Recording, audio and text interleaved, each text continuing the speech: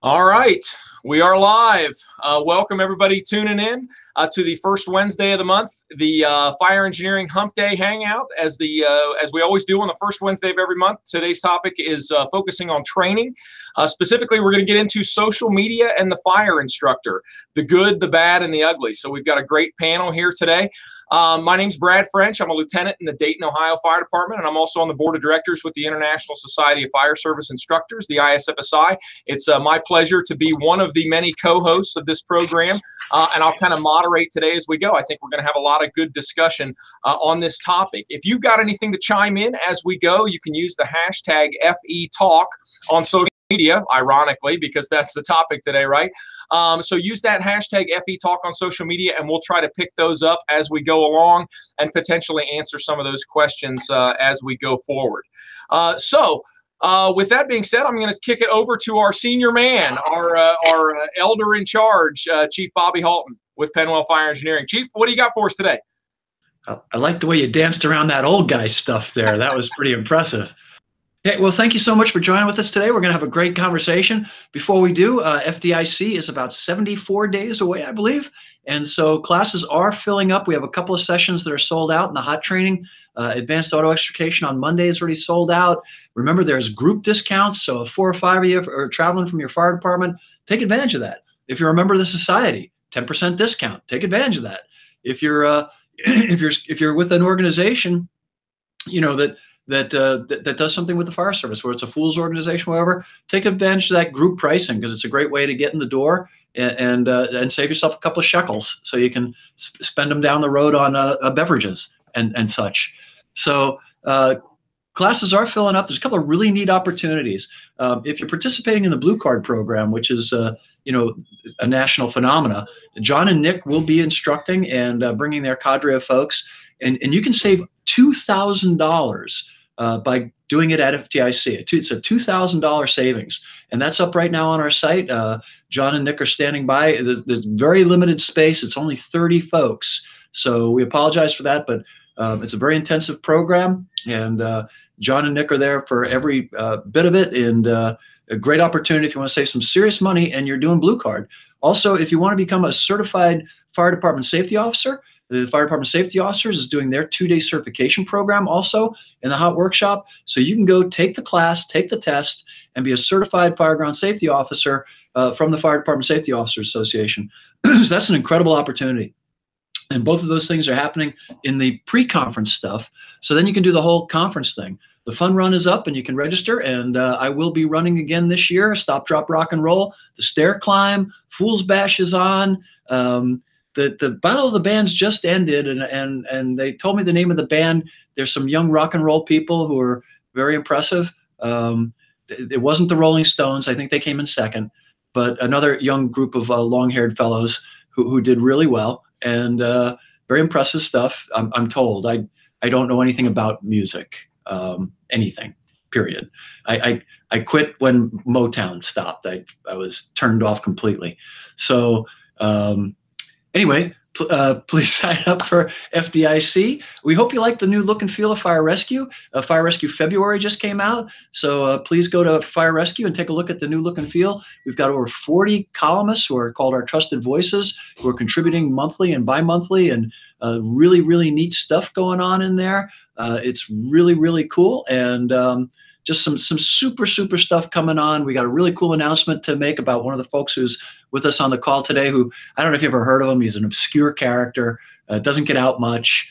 Yeah, you would literally have to be living under a rock to not know who this guy is, right? So a lot of you know his work. You may have never seen his face. It's kind of like Stan Lee, right? Everybody knows Marvel Comics, but they don't know who Stan Lee is. And so we've got kind of the fire services version of Stan Lee on with us today, making a cameo.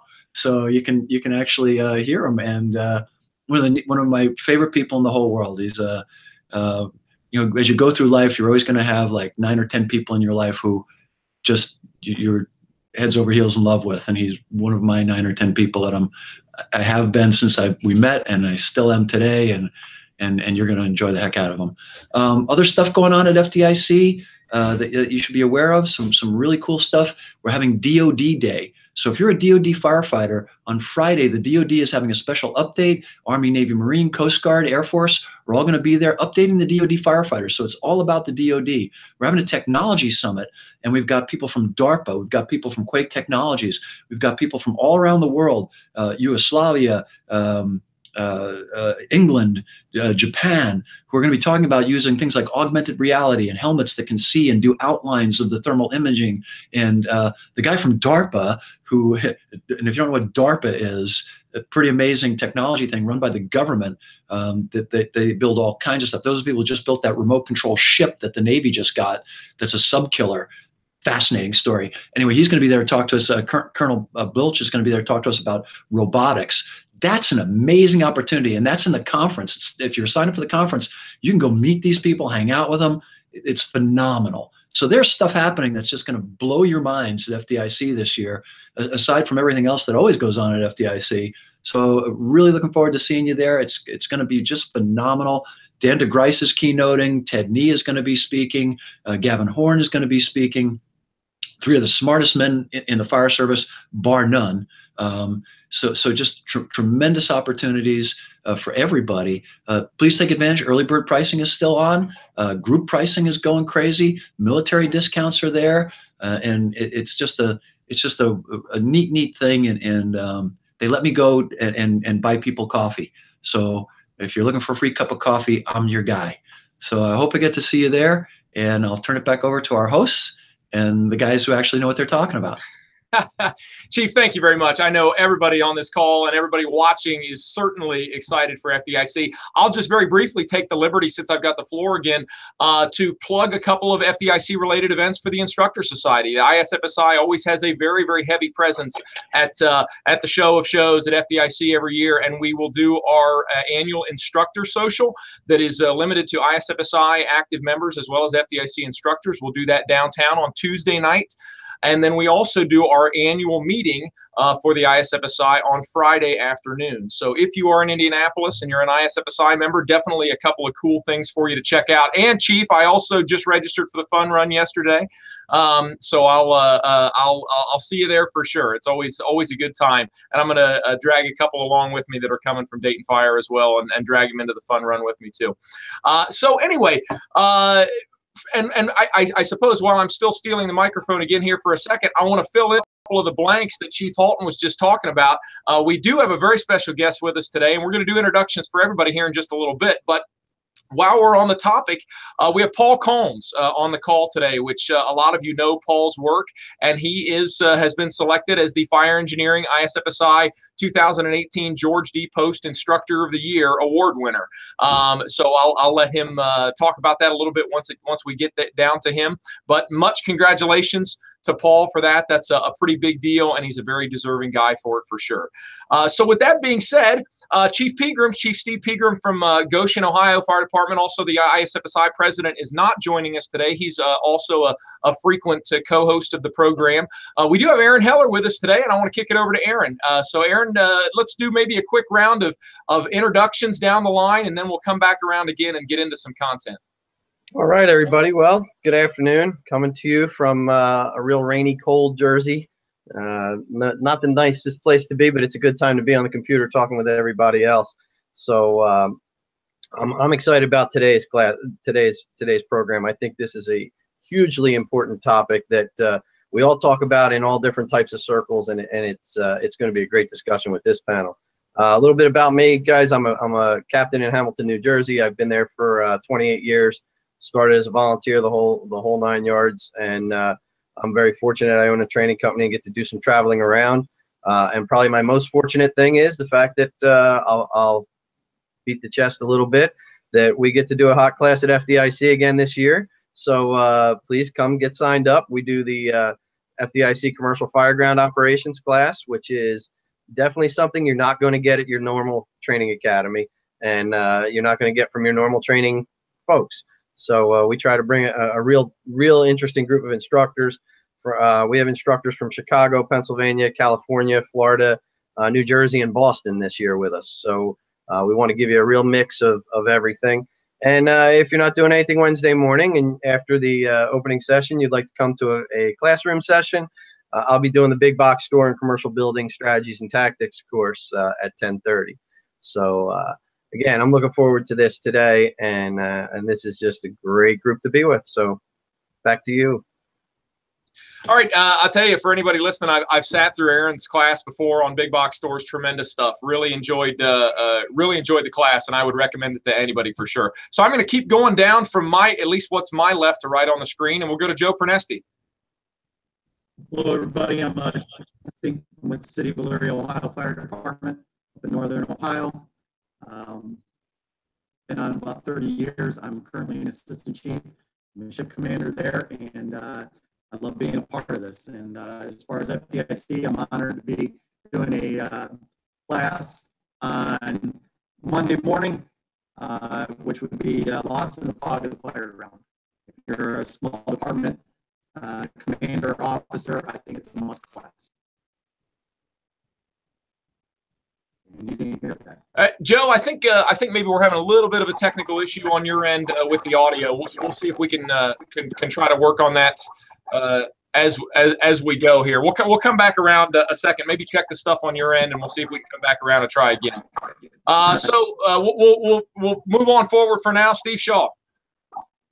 Good afternoon, everybody. My name is Steve Shaw. I'm the Battalion Chief of Training and Special Operations for Fort Lauderdale Fire Rescue, and once again, I'm just honored and humbled to be with you all today and talking about something that I have a passion about too, not only training, but the social media aspect of things. We have a pretty heavy social media presence on Twitter and Facebook for the Fort Lauderdale area. So I excuse my not wearing my uniform. We're in the middle of an O2X class out here doing some firefighter functional fitness and such. So I apologize for not being in my uniform and such, but I've been sweating out there all day and getting my butt kicked. So, but I'm looking forward to talking about this today. I unfortunately will not be going to FDIC this year. I have to take care of my one. I know. Don't look at me like that, please. I'm sorry. My wife has kind of pulled the reins on me, saying this year you must take care of the kid with me, and I'm like, yes, ma'am. But she's giving me the go for next year to release those reins, and I can definitely become more involved. So you guys have fun at FDIC. I'll be watching. We're probably going to be sending a few people out there too, and I'm devastated to miss it. But family first, right? You know, you can always get another wife. Yeah, let's just pretend that we're not gonna. Yeah, she's not gonna see this. Listening right? Somewhere. That's really expensive, Bobby. I know. All right, let's keep it together here. Paul Combs, the Instructor of the Year. Hey guys. Hey, thanks for inviting me on today. Like I was telling Brad, I'm kind of a Humpday virgin here. This is my first one, so bear with me here. Not used to speaking to the top of my monitor. Hey, thanks for having me on today for a snowy Wednesday here in Northwest Ohio. Again, my name's Paul Combs. I'm a lieutenant with the City of Bryan Fire Department here in Northwest Ohio. I am also a FDIC speaker. I will be speaking Wednesday at 1:30 for Get Fired Up. So if I was looking at the lineup there, and there's some very impressive names. Trust me, I would much rather be going to their classes than teaching my own. Sorry, Bobby. But that's just the way it is. But if you want to come to my class, I'll be at 1:30. I'm also a assistant instructor for the hands-on training for Chief Jim Crawford's RIT Combat Challenge, which is always a great class, very challenging. You get your butt kicked in a good way. So please, if you're looking for a hot class other than Aaron's, join us. But it's an honor to be here today. Thank you for inviting me on. As you know, a lot of what I do is shared on social media. In a lot of ways, that's how I drive a lot of the attention to the topics and the message that I want to get around with my artwork. So I have some very positive and negative things, I guess, to talk about with social media and some of the ways that we can drive traffic to us, but in a lot of ways that we're hurting ourselves with it. So thank you for including me into this.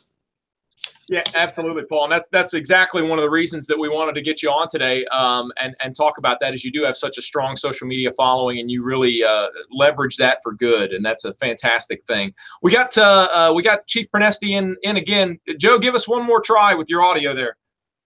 How about now? Can you hear me? Beautiful. Much better. Okay. And you look more relaxed. Well, thanks. Can I go ahead and give you another repeat of who I am and where I'm teaching? Absolutely, absolutely. All right. I'm Joe Pronesti. I'm with the city of Elyria, Ohio, just a little bit east of where Paul is from, Northern Ohio. I am an assistant chief at the city of Elyria, Ohio Fire Department. Been on about 30 years and happy to be a part of this group every month. And as far as FDIC, I've been honored to have been chosen to teach my class, which is called Lost in the Fog of the Fireground, Size Up and Command for the small town officer. And that'll be Monday morning at 8 a.m. It's a 4-hour workshop. All right, fantastic, Chief. We definitely looking forward to your insight on all this social media discussion. And in the interest of not being completely out promoted by everybody else and being the only one that doesn't give my class a plug, if anybody has any time available for their Thursday afternoon time slot at FDIC, I'll be presenting the company officer's instructor. The company officer as an instructor for the second year there, talking about all things company officer training stuff, pre-planning stuff. All kinds of different innovative ways to do training at the company level. So hope to see a lot of faces at that as well on Thursday afternoon. So with that being said, let's get into some content here. Social media is I don't know, I guess I've always viewed social media as it relates to the fire service as a blessing and a curse at the same time. I mean, I think it's tremendously important to the industry now because it's such a tremendous way to share resources. You almost can't not be involved in social media because there's so much good content being shared on such a regular basis that quite frankly you would miss things if as an instructor you weren't plugged in to Facebook and Twitter and things like that. But of course, there's always a flip side to that. There's some deep dark spaces in fire service social media that some bad stuff goes on, and you know, with Facebook groups and things like that. Not to mention, there's always the issues of credibility and who's sharing things and whatnot. So we got a lot of stuff to talk about. But I want to start with the good stuff. So we'll go down the line.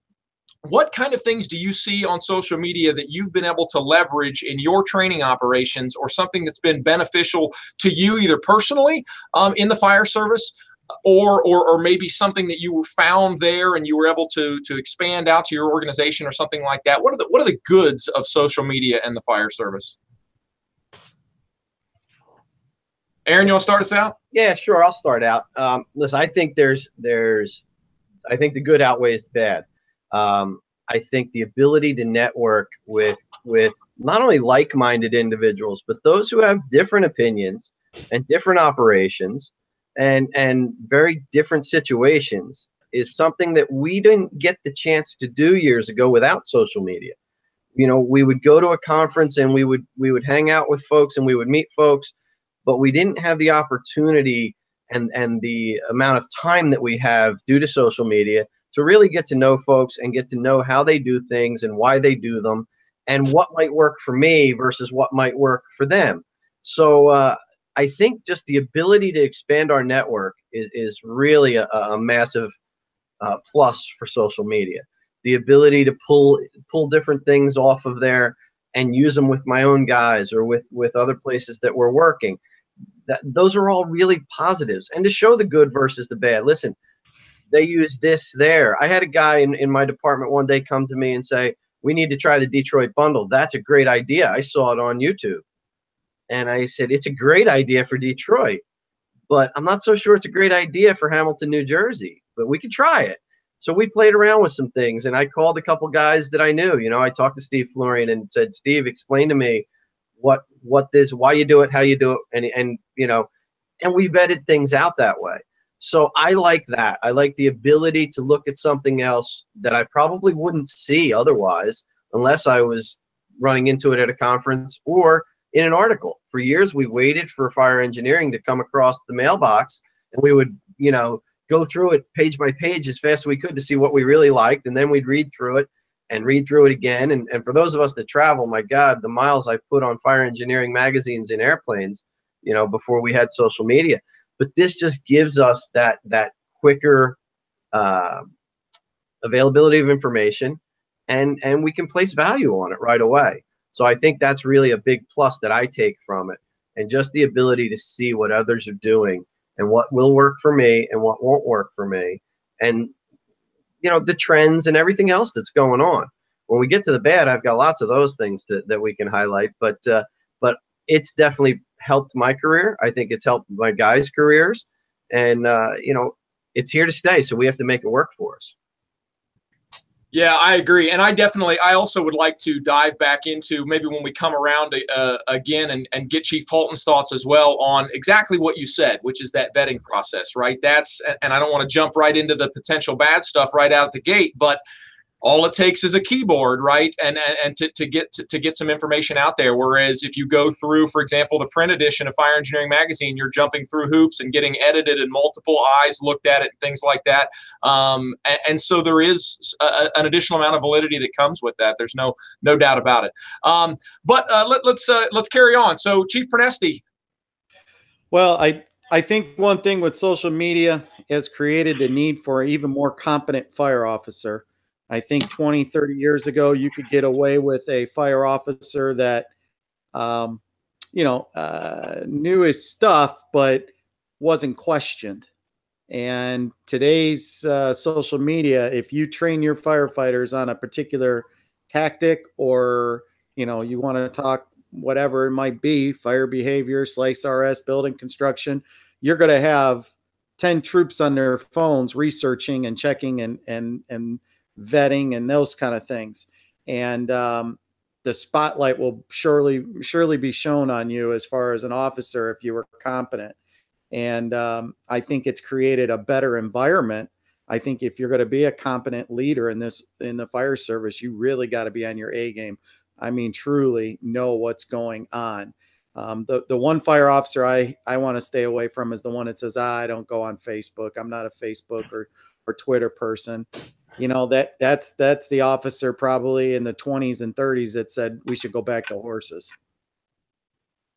Right. So if they're staying engaged in the profession, it's only a natural progression that they're going to somehow be involved in Facebook and Twitter. And again, maybe that's painting with too broad of a brush, but I would agree. I would agree.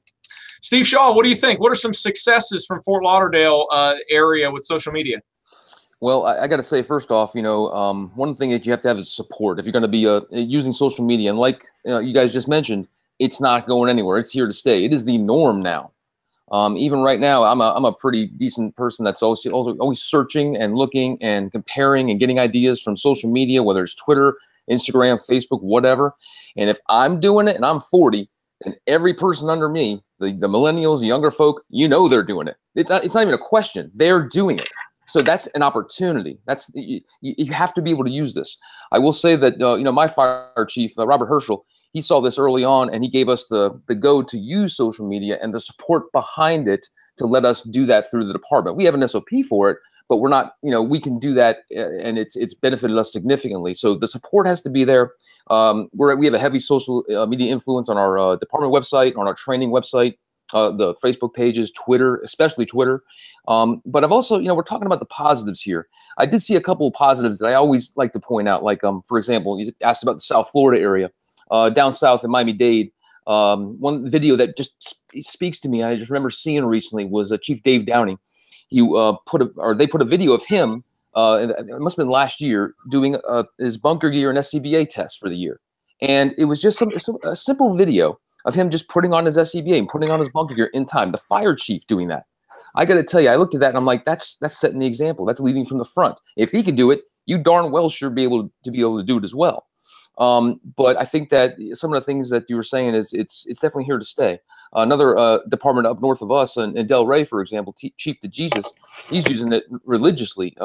Posting his RIT competition teams, his extrication teams, ALS competition teams, the department, things they're doing. So now in our neck of the woods, I think between October and December, there was like 171 spots open in the area. So now all these people who have their choice of where to go are looking around, and they're using social media too to choose where they want to go. So bottom line is, it's, among other things, it's a marketing tool as well. If you're silent, you're missing an opportunity. If you're blasting things out there and you're proud of your department and you're preaching the love, you're preaching the training, you're preaching what they're doing out there and highlighting the good things, people are going to see that and they want a piece of that. So it's definitely a platform and it's definitely an opportunity. Absolutely. That's great stuff. I'd be curious, and I don't know if there's any data out there on it or not, maybe probably not, but just how many departments actually have an official social media presence? Not necessarily their, a lot of places, their local union and things like that will have a presence, but actual physical departments and even specifically training bureaus within departments and how they use that. That definitely is maybe even a whole different discussion for another day. So, Paul, I'll kick it over to you. What, again, as one of the social media gurus on the call here today, how have you been able to best leverage this to get your message out? Well, I mean, and with fire engineering, they've given me a great platform using the blog that they have there, and I'm kind of off their, I guess not off their radar in a sense, but they post it as a it's more of just an individual blog, so I don't actually send it to Peter. Peter puts it on there, and they kind of work their magic on the side. Is I like more control over what I'm doing, and Bobby has given me that freedom. So I'm able to post when I want to, say what I want to say. And then I can share that on Facebook, Twitter, that sort of thing, and help drive traffic to fire engineering, which I guess in large part is part of my job for being a cartoonist with the magazine, is to help drive that traffic. But it also gives me that platform for my voice. And editorial cartoons, aside from like a normal gag cartoon, is that vehicle for having an opinion, having a message. So I'm able to use that and use that visual commentary to put that out there. And there's nothing better than that than social media. It's almost the perfect platform for editorial cartoonists. But like it's kind of been said already, I mean, it's here to stay. And it is up to us as fire service leaders on how we set the tone and we set the roadwork for how we use that going down in the future, how we train people underneath us to responsibly use social media as well. It's a great marketing tool. It's a great recruiting tool for departments. And I love one of the things that some of the smaller departments are doing. I mean, we all have these wonderful phones that take, high definition video these days.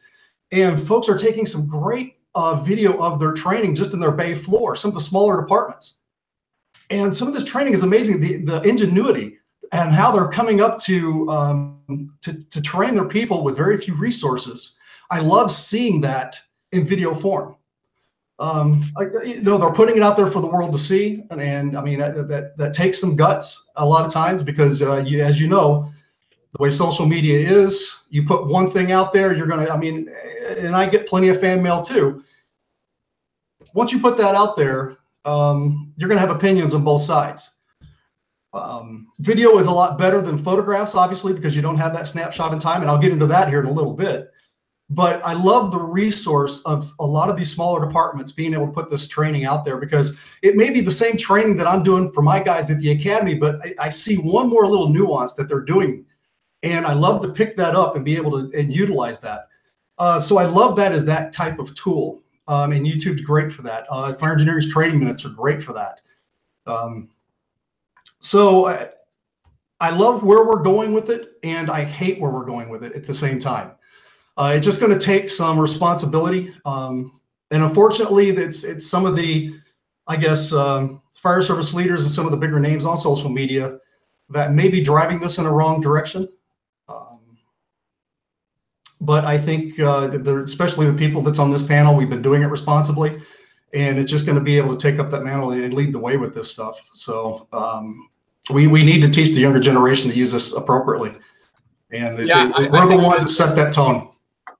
Paul, I think you bring up a really important point there, which is people also need to realize, especially in the fire service, when you have that strong social media presence or a big following or whatever, that's not just a benefit. There is a tremendous amount of responsibility that comes with that, and making sure that before something is shared, it's vetted material. And I've seen time and time again where, unfortunately, and I guess we're kind of transitioning into maybe a little bit of the bad stuff, but time and time again where something, somebody got on and wrote a blog that wasn't vetted by anything is drastically scientifically inaccurate.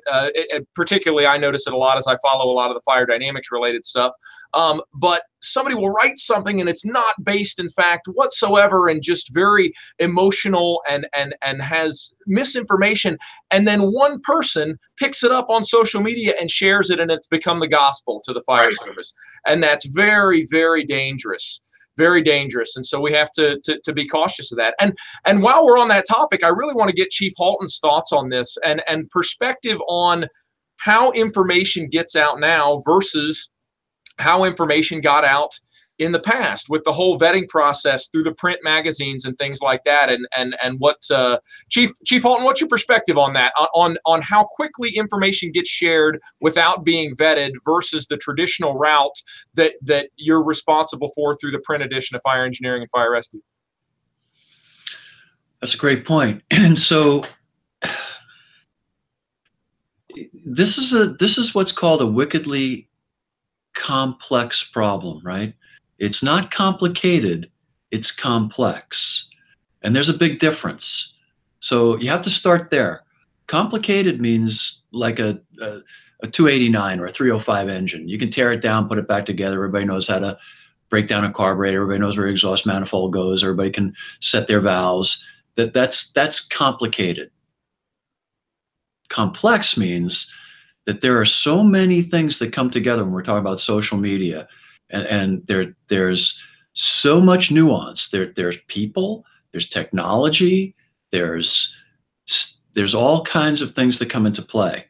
And so when we put together a magazine like Fire Engineering or Fire Rescue or Fire Brass Emergency Equipment, which are the three that are under my purview, we have the time and the leisure to spend 4 or 5 months with that piece and make sure that it's as accurate as we can make it and put it into the appropriate magazine. One point that's really important to make is that just because I put it into Fire Engineering or Fire Rescue does not mean that I agree with it at all.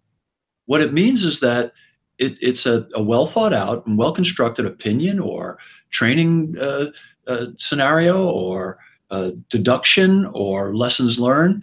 It does not mean I agree with it. It could be completely the opposite of what my personal thoughts, beliefs, opinions are, and that's fine. If anybody thinks that just because I put something in engineering or fire rescue or apparatus that it's the seal of approval, that's not the truth. What publications have always been, and what they should always be, is a platform for the men and women in an industry, firefighting, law enforcement, dental, engineering, whatever, to have their chance to express themselves in an intelligent and articulate way, and to have their opinions, thoughts, beliefs out there. If you don't agree with them, that's fine. It doesn't make them a bad person or you a bad person. It's what they believe, and they have a right to it. They have an absolute right to it. And it might work for them where they are. You have to remember, we're a very parochial institution, and that's what gives us our strength. What works for the folks in Bangor, Maine might not work for the folks in El Paso, and what works for the folks in Fort Lauderdale might not work for the folks in Tulsa, and that's okay. That's absolutely okay. Matter of fact, that's a good thing. I'm not a big fan of national this or national that, or forcing people into little tiny boxes.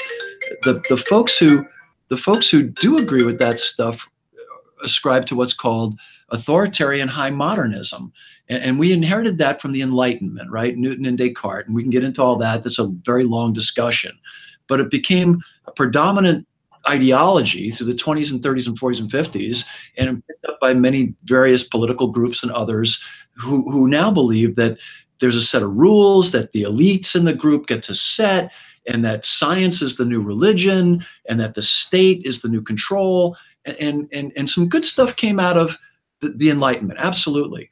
But the replacement of religion with science, not so much, because science is a self-correcting institution, right? And what we believe today might not be what we believe tomorrow. For example, Jerry Brown in 1973 signed a law in California forcing them to put all kinds of flame retardants into furniture to slow down fire progression to save lives. He thought it was the right thing to do. California passed the law, and they turned out to make these incredibly toxic products that added to the problems on the fire ground, that added to deaths, that added to health issues. And then the same exact governor, 50 years later, or 40 years later, signs a bill throwing all that out. And God bless Jerry Brown. I'm just saying that California has a great habit of electing people twice, and they're incompetent both times, which is God bless California. So, and no disrespect to Jerry Brown. I'm sure that he's a very nice man, but that's the problem with people who believe they're right? And discount others who disagree. And so when we talk about the magazine, it's just vetted so that it's not dangerous. It's vetted so that it's not inaccurate.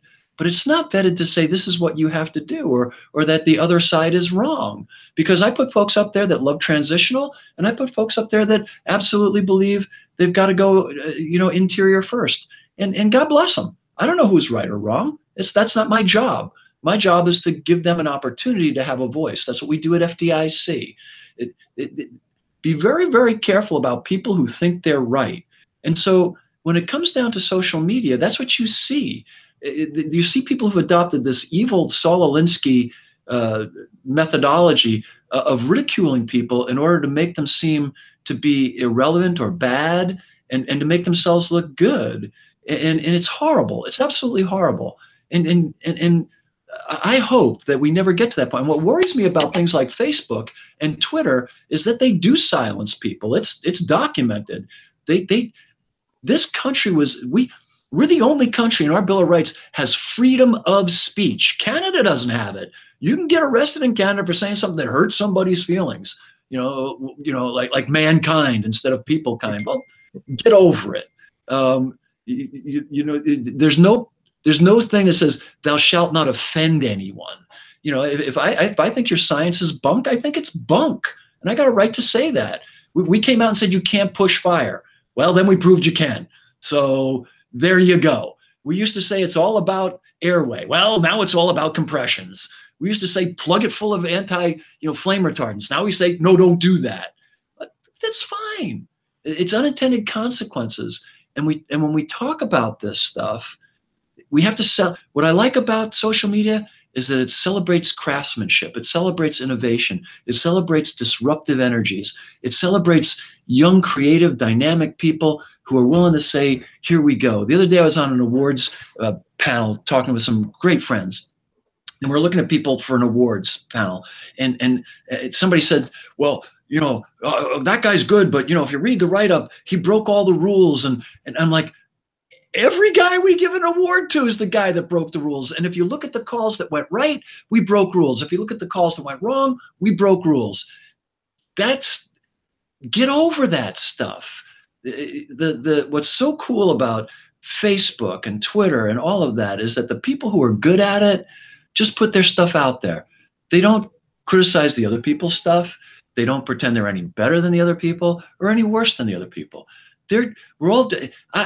Excuse my language, but I'm just a dumb shit C-average firefighter who occasionally says, hey, this is really cool and it worked for me. Take a look at it. Or, hey, I dig this guy's article. And occasionally I'll retweet somebody's piece and people say, well, how can you post that guy's stuff? He's attacking God bless him. I've got guys that write for me that people hate, and on one side and love on the other side. And some of you sitting right here.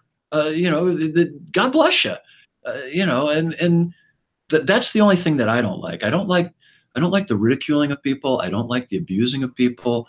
I don't like the cruelty, and that's out there. All the rest of it, like if you get on my Twitter feed and you curse, I'll unfollow you if you use profanity because I'm old, and words like S and I mean the big bad words, not the little bad words. Remember, I was raised in the Bronx. My mother is a Bronx lady for her whole damn life. She's 94, and she'll make a sailor blush. So it's not that I don't know bad language, but if you use it online, I think that's demeaning and it's abusive to me. I'll just end with the rant. I'm sorry for the rant, but that's who I am. One of the greatest quotes ever that I think should be at the bottom of everybody's Twitter feed It comes from President Jefferson. And President Jefferson once said, and I'm probably getting it somewhat incorrect, but he said, a man's ideology, religion, or politics is no reason for me not to be his friend. And I would love to know what your politics, what your religious beliefs are, what your ideological beliefs are in firefighting. But it doesn't make you wrong. It doesn't make me right. And I've never met a fireman I didn't like, ever.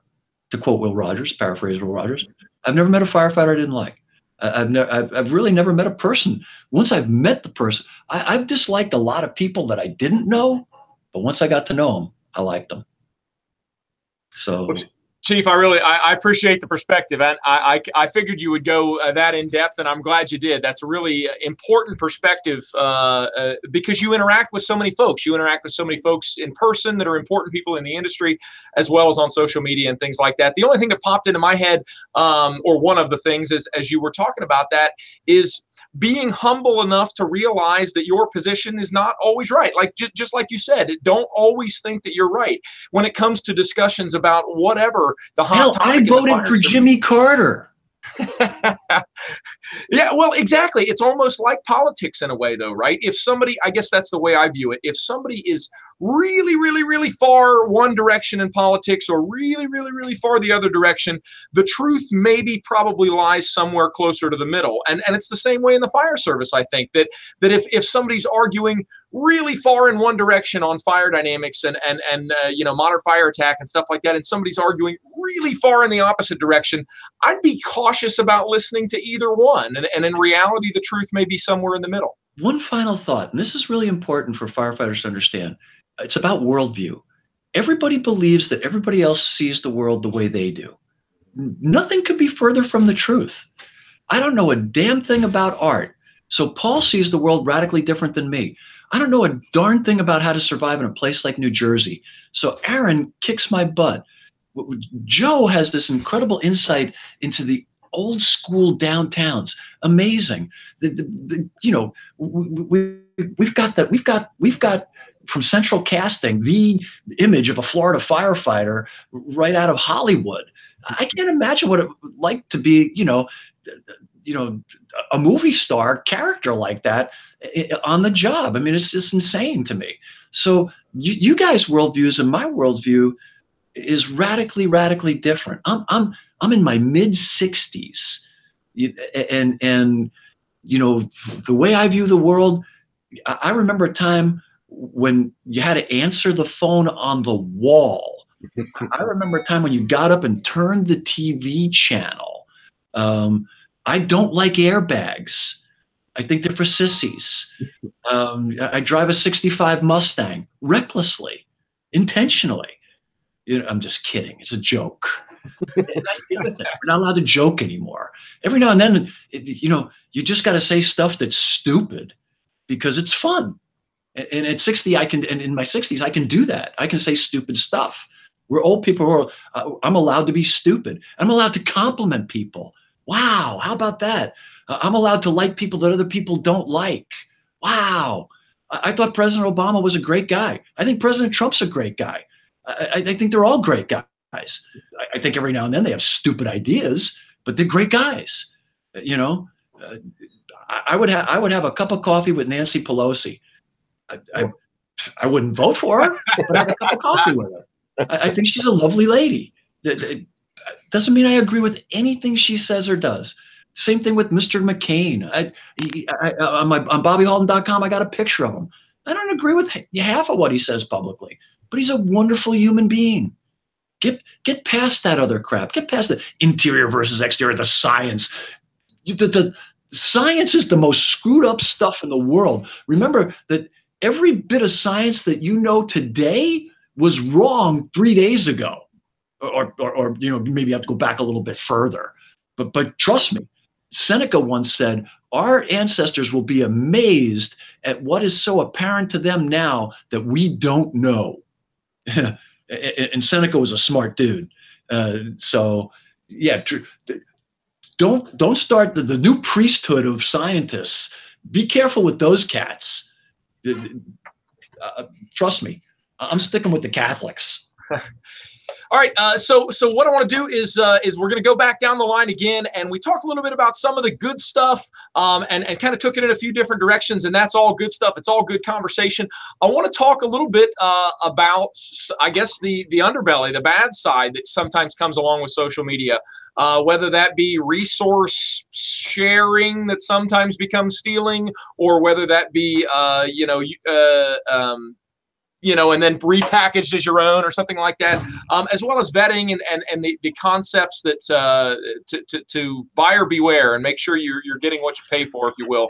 So let's just get everybody's thoughts on that. We'll run down the line. Aaron, what do you think? All right. Well, I've got a list of notes that I'll blow through as quickly as I can, because I know time's of the essence. But in addition to what Bobby said, one of the things that really does pique me with social media, a good thing, is that it allows us to see that the fire service has unbelievable talent and creativity out there. Now we can see that without just looking in the magazine or going through different firehouses to see these things in a very small scenario. Now we're seeing it all over. So I think that's really a huge positive that allows us to really recognize what really is good going on for us. Here's one of the things. I like that it gets firefighters engaged.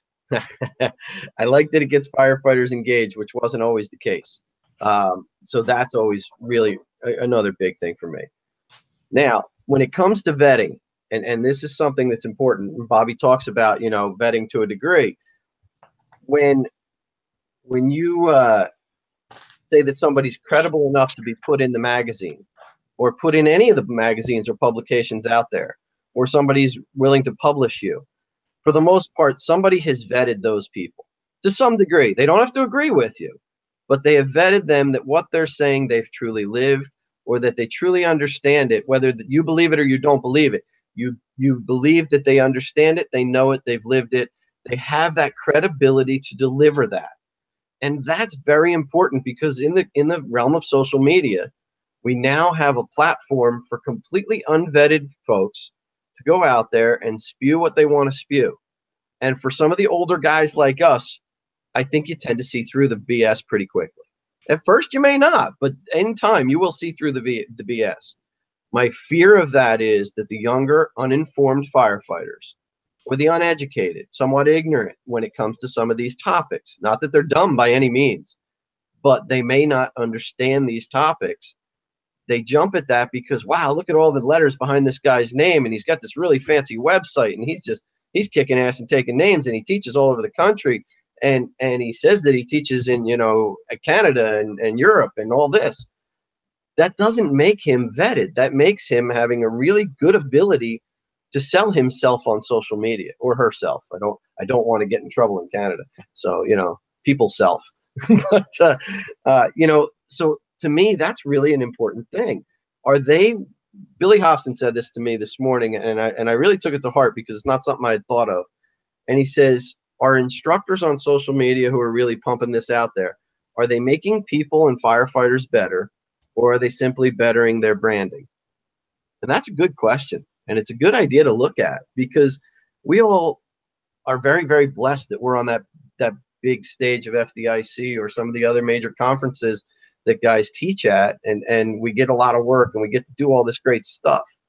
But we have to take a look inside, and I guess the humility factor and other things. Are we doing this, and are we training our people and those people out there for the good of the organization, for the good of the fire service? Or are we beating our chests for the good of us so that we can be out there, so that I can do this? Is it the ego chase? I wrote an article that was printed about egos, and we all have them, but social media can really create big ones if we're not careful. So these are some of the things that I look at as, you can't be a self-professed hero. Nobody wants a self-professed hero. If you are, you're really damaging everybody. So I kind of leave it with this. This morning, somebody forwarded me a gentleman's article on his blog or on his website. So I read it. And this fellow teaches all around the country, says he's an international instructor. I have no reason to not believe that. And he was really pontificating about things that he believes. And okay, you believe it. You've got your own platform. You've got your own website. Have at it, bro. I've sat in his classes. I've talked to the folks he works with. I know the deal. Only because I questioned things, and we were running in the same circle, so I really wanted to know the truth. This, without the platform that he created for himself on social media, I don't believe this gentleman can reach 25,000 likes in the real world, but he's got them on Facebook. And people are going to buy into it because he's a great wordsmith. But that doesn't mean he's much of a fireman or even understands the topic so well.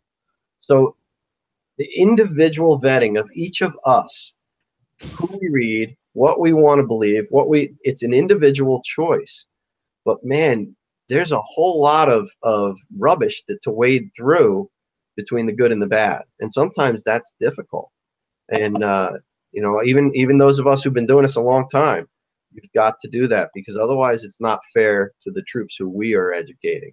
So that's my kind of my soapbox rant. No, that's good. That's great perspective. And Chief Halton, I love your sign. And just to clarify clarify what I meant by that is, I don't disagree. Steal this book, yes, but maybe credit the source. Anyways, we don't care. Steal it. Brad, in all the classes that I've taught all over the country, they've never stolen my stuff off the websites or anything else. They just really take good notes and pictures of your slides. That's usually how it goes. I usually give them my PowerPoint. Yeah, that's where it comes from. Saves a lot of time. Saves people a lot of time reproducing it. And who cares? I stole it from other people. If you use language, you're stealing. Right. Yeah, that's true. And I've often heard the phrase, "There's nothing." You know, I've heard people say, "There's nothing new in the fire service. It's just a repackaging and making it applicable to what their point is." Certainly. Chief Pronesti, I think you said you've got some notes on some bad stuff. Go ahead. Yeah, I would tend to agree with everything on here. I too give out my PowerPoints. The one thing that I wish I could control is exactly what we talked about with Aaron. Said that, being able to teach it and also have the credibility of doing it. And that is a frustrating thing to try to get across, or when you see those on social media who have not stood in front of a burning building, who have not commanded a fire, and you know it. And, well, it's one of those things. Okay. I guess you just have to kind of accept it. But I think as far as sharing and the bad gets shared, I think, a lot more than the good.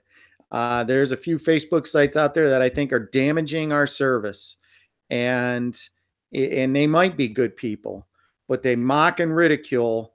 They want to put everybody in the same barrel. A two-man engine company, will handle something totally different than a 3,000-man member department. And there's people on Facebook that will just torture alive that two-man engine company. And our motto of people like us on this panel should be, you know what? We're going to teach and help that two-man engine company. And if you're from that 3,000 member department and you want to sit in a class and pick up some things, fine. But you keep your mouth shut if you're going to be negative and blast what we're trying to teach or what we're trying to do. Yeah, there's some, I don't even really want to get into the specifics of it, but there's some really dark parts of the fire service that show their face on social media, and it's absolutely heartbreaking to see sometimes. So Steve Shaw, what are your thoughts? I'll keep it quick because I know we only got a few minutes left, but I will speak on what Bobby said before. We're all trainers here. So even though he's putting something out there on, let's say, transitional attack, you've seen those posts. You've seen 100 up to 1,000 comments. And I think that's an opportunity. Bobby, your perspective is brilliant. I think you and I share that perspective. It's like the debates, the arguments, that's training. People are talking about this. They're talking at the dinner tables. They're talking with a shift change. They're talking about it. So there's actually training taking place. And yes, people are a little bit harsh when it comes to certain topics. We all know this. It goes back to the smoothbore versus the fog nozzle debate. This is the next debate of our generation, transitional, and there's more coming. But there is training taking place, but because it's put out there. So it's almost our duty to put that out there, to encourage the debates and the talks and the training that happens when we're not there. I think that's important. So I share your perspective on things, and that's how I view things. Like, you know, the grass is always greener, the silver lining of the cloud, whatever. I try to see things as positively as possible. I'll keep it really short. I would say that for the purposes of what we're talking about, keep going. We got plenty of time. Seriously, don't worry about the hard close. You mentioned, you know, giving credit where credit's due, not stealing. I think that as long as you give credit to people, you're in the right vein of things. I mean, as long as you're passing on that knowledge. I mean, we preach it, passing on. We're always telling people, pass it on. As long as you're giving credit to somebody, I think you're in the right vein. One of my buddies just texted me a second ago, Danny Moran, he works from our department, and he was mentioning about freedom of speech and stuff. And he mentioned, you know, you have freedom of speech, but you don't have freedom from the consequences. And I don't know where that came from, but I think that's an excellent way to view things. If you're going to like something or post something or do something, it's out there. Like it or not, you put it out there. So watch what you do. And the other thing I'll say is, we have one, but I think having a clear SOP on what you're supposed to do department-wise for social media is a necessity. In my opinion, if you don't have some sort of SOP or rule of reg on it, you're doing something wrong. You need to have a defined program to do those kind of things. But yeah, like I said, I go back to what you're saying, Bobby. I think that perspective, I think that not enough people have that perspective. We've seen those comments. We've seen those nasty, gross attacks. And there's no place for that. But if used properly, it's a window. If someone did that to a comment I made, I'd call that person up and we'd have a nice discussion. Hopefully it would end nice, and maybe it would, maybe it won't, but it's an opportunity. And that's just my perspective. So sorry. No, that's great. That's great stuff.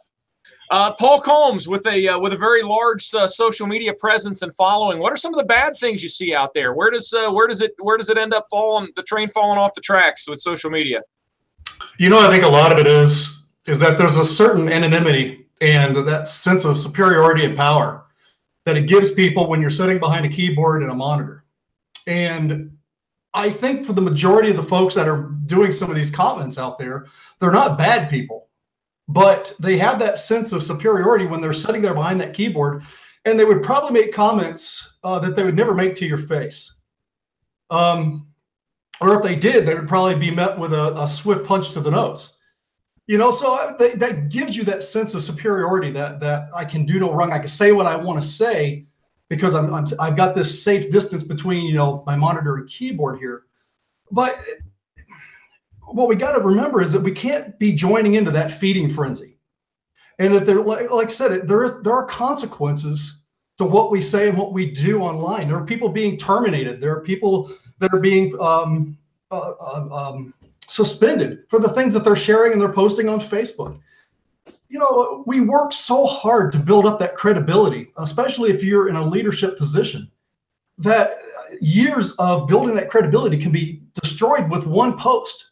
And there are no strings attached to that enter key. Once you hit it, it's gone. And even if you go back in and delete it immediately, how many people have already seen that post, took screenshots of that post?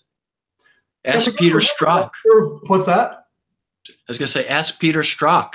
Yeah. You know, there are consequences to that enter key. And, you know, I use like I said, there are some big fire service names out there that do this, and it drives me crazy. That we were at a structure fire a couple of weeks ago, and it was out in the country, 2-story wood frame, you know, balloon frame type structure that's sitting probably 100 feet off the road. And we've got 8 inches of snow that we have to try to fight through. It's an upstairs bedroom. We pull a line and we hit it from the outside to knock it down because we know we've got at least a 200-foot lay to go through this maze of a house to get interior. For 30 seconds, we hit this fire from the outside, knocked it down, bought us some time. But if someone would have taken a snapshot, a photograph of us hitting it from the outside and posted that online, what would the comments been? You know, get in there, you wussies, you know, or the big word that I love, cowards. We have to be careful not to join into that feeding frenzy. That snapshot in time is not, it doesn't encapsulate what that scene is. And we see this all the time, that some of these people actually just take a photograph like that. They'll share it. They'll post it. They won't even put a comment because they know what's coming.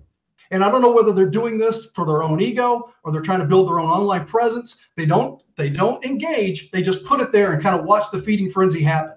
And those are the things that we can't do if we're going to be doing this, and we're going to call ourselves fire service leaders. We have to be the ones to take the responsibility to take this by the reins and guide this in the right way, because it does have a lot of good.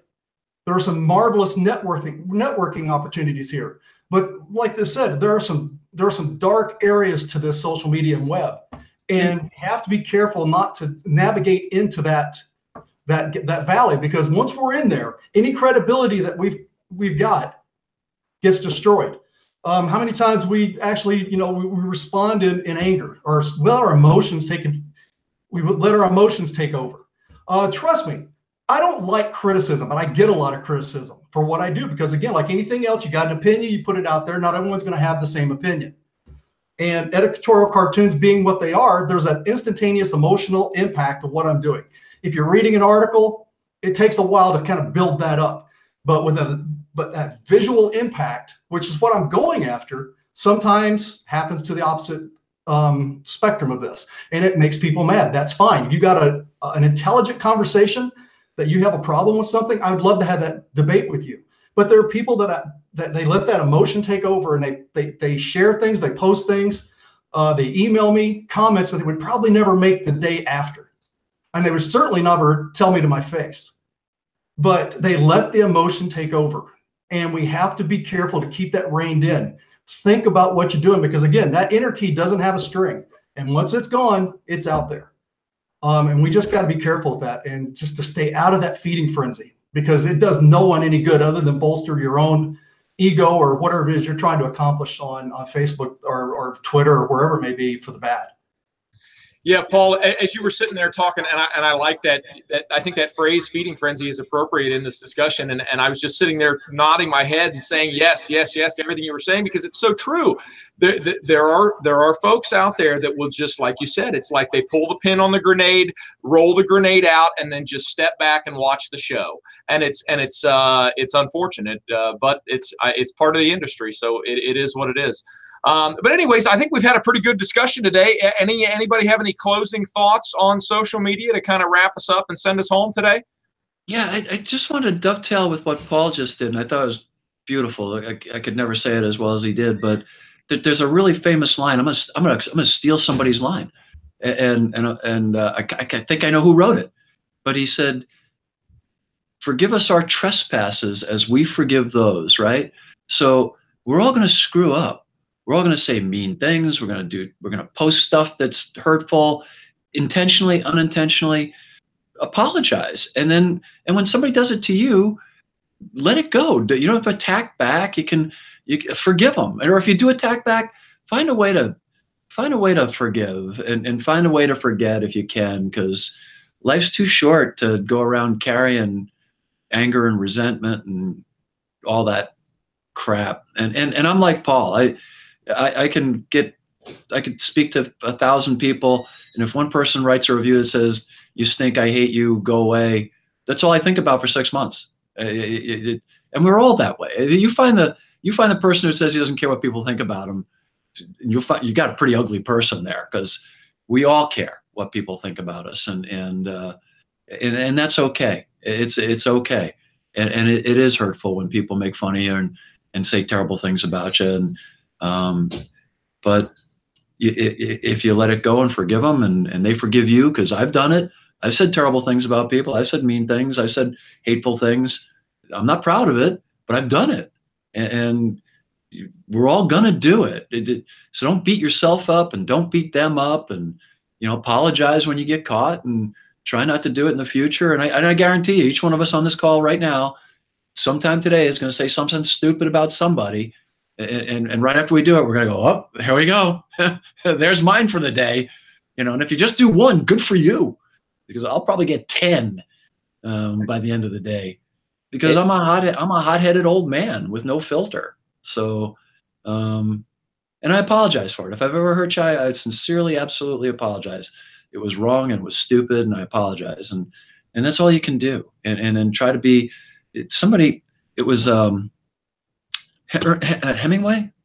Oh God, I'm getting a quote wrong, but what he said was that There's nothing noble about feeling better than your fellow man. The only nobility is being better than your former self. If I could have one more thing too, real quick, all of us on this board have an obligation, and anybody watching this, I'm sure, is into the job. Maybe we take the first step and maybe we make one good post on social media of our own that based on this conversation today, maybe we all put out one good article or one good thing, or maybe a favorite editorial that maybe Paul's done, or Chief Halton. Doesn't have to be created something new, but maybe it's up to us to start what we're talking about here and put something out. Tell people to sign up for FDIC. There you go. There you go. Just a thought. Lead the way. All right. Very good, guys. I really appreciate, as always, the opportunity to be on. To be on. We'll be back on first Wednesday of next month for the Focus on Training. So thanks, everybody, for joining us. And Chief Halton, thanks for having us, as always. And everybody have a good day. Thanks. Love you.